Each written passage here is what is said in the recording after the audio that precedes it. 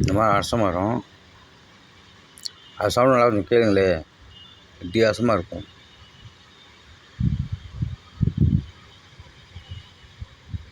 அழகாக ஆடுது பாருங்கள். ஆடி அடங்குதுங்க, மெதுவாக அடங்குதுங்க.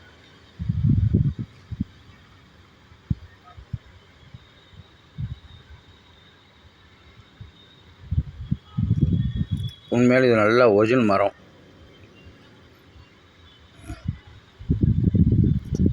அதை பெருசு பண்ணி பார்க்கணுன்னா